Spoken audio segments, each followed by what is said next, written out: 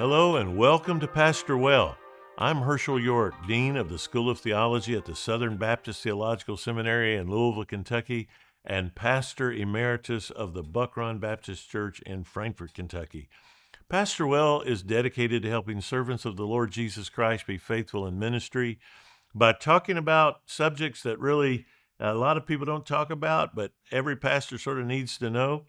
I am going to talk today about a subject that frankly strikes fear into my heart. I don't like it. It's a part of pastoring I probably liked as little as anything I ever did. But if God blesses you and you have a church that grows, you're going to need to know how to raise money for capital projects. Because if you plant a church and it grows, you're going to have a bigger facility or move into a building.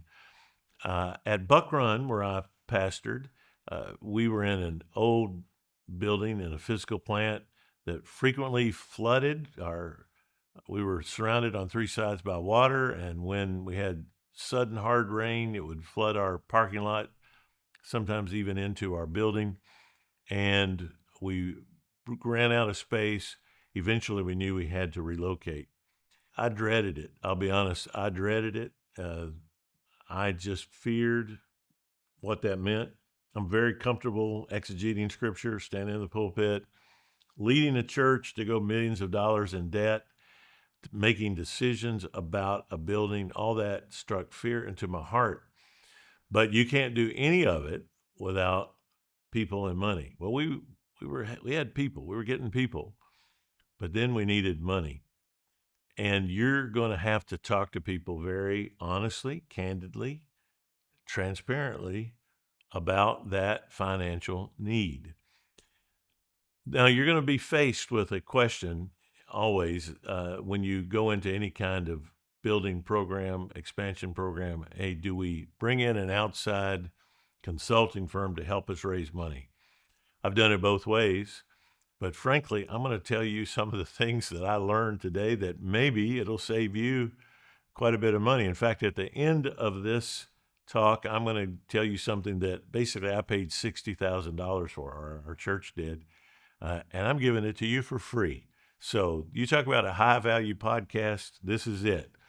But when you realize that you're going to have to lead the church to go into a building project, you're going to have to build excitement. Once the decision is made, we need to do this, then as the leader, you're going to have to enlarge the organization, get more people involved, and build excitement in several different ways. Your preaching certainly comes into it. You're going to have to, from the pulpit, in your preaching, point people toward this short-term goal for long-term gain. So you might have a banquet at some point. Hey, we're going to have a banquet. And the whole purpose of this banquet is to do things that you can't really do in the pulpit. There's no way in a sermon to really talk about money particulars and who's going to give what and how much we need. But you need to have that conversation with your church. Now, I do recommend that you don't have a banquet where you only invite what might be called your heavy hitters, your big givers. I've done that before, and it was a mistake. First of all, just, Jesus looked at the widow who put in her 2 mites, and he said she gave more than they all gave. You don't know what somebody has and how much they're giving in the eyes of the Lord. So I just say, do this for your whole church family. Invite everybody. If you have to have 2 banquets, to get them all in a room, then you do it. But do whatever you can to make sure you include everyone. And at that banquet, review your history, how God's been faithful to you thus far. Sort of raise your Ebenezer. The Lord has been our help this far. And then look at the future. Here's what the future holds. Here's what we want to do.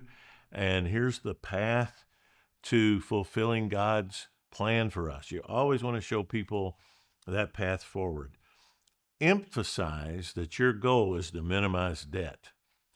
Now, I'm not a guy who is against all debt. I know that there are people out there that will tell you don't go into any debt. I just say it's just like in my own personal finances. I need to be reasonable with my debt. I urge you, don't go into debt for any non-appreciating items. And you want to make sure that your assets are greater than your debt, if at all possible. It's just a bad thing to over leverage yourself. So I'm not against debt per se, but I am against too much debt. And you need to tell your church that your goal is to minimize debt, that you don't want to go into any more debt than you must go into. And so the goal here is to raise up front as much as we can raise so that we don't have to borrow. And you need to also make a declaration that we are not going to cut our missions giving one penny in order to build our building or to expand our program. I think that's important for a lot of reasons. First of all, I think it's right. I think your missions ought to be a main part of your ministry, and don't make your missionaries who depend on your faithful giving pay the price for your building. The other thing, though, is when you say that, it will really release the big givers in your church. They don't like to give toward debt. They don't like to give if they don't totally buy into the mission. When you say we're not going to cut our missions giving, I think these people really get on board. It's been my experience. I led in 2017. We borrowed $7.25 million, and we went into that's a significant debt for a church that had a budget of about, I don't know, about 1.5 million, I think, at the time. And yet we didn't cut our missions giving, and our missions giving was uh, we gave 10% to the cooperative program, 10 or 11%, something like that, and a lot more other giving that we did around that in addition to that.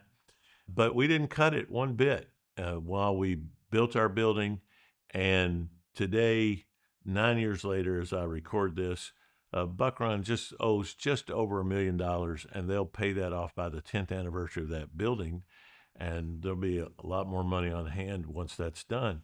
We did it wisely. We did it without cutting our missions. We tried to minimize that debt. It was a $12 million project, but we owned 97 acres and our old building and all that. So, we did not over leverage ourselves. I think that's really key.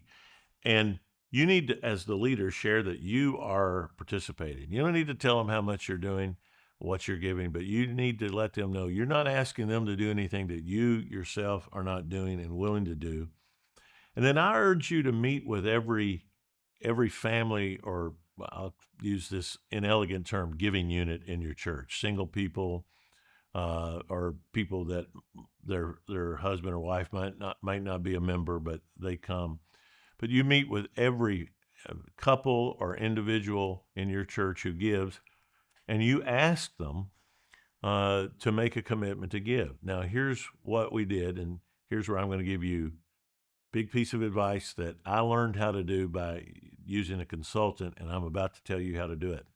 We had a giving guide, and on that guide, it told how many gifts of different sizes we needed in order to reach our goal. So on there was like, we need somebody to give $300,000.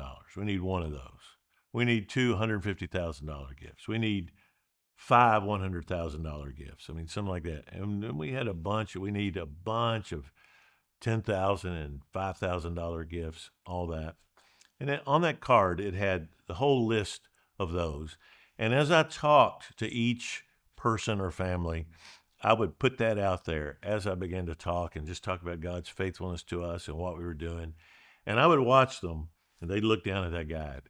And I would talk to them about, made no bones about it. What I was there to do was to ask them to make an initial gift and then a long-term 3-year commitment above their regular tithes and offerings.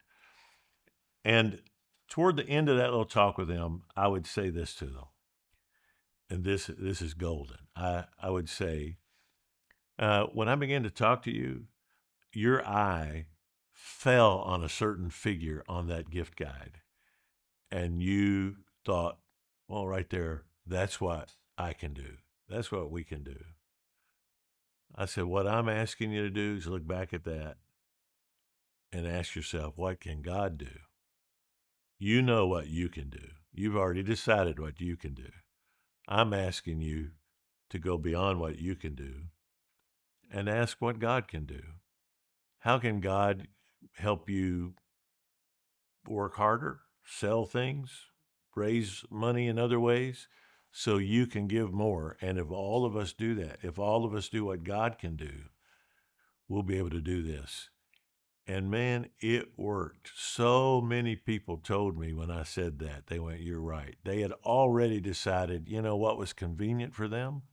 But when I challenged them to do what God could do, they went above and beyond it. And then, you need to have a day of commitment and first fruits offering where you ask people to make a commitment, a 3-year commitment. They're going to try and give X number of dollars. But on that day, they're going to give the first fruits, the most sizable offering they can give. And man, it's encouraging when you say, here's how much our pastoral staff has given. Here's what our deacons have given. Here's what our membership has given. Here's all the commitments that came in. And you share with that. It's really exciting. And you've got to lead in it. It's not easy. It takes time, energy, effort. But what it produces long term in bringing your church together and giving that common purpose and trusting the Lord, it really is a significant spiritual milestone in the life of your church.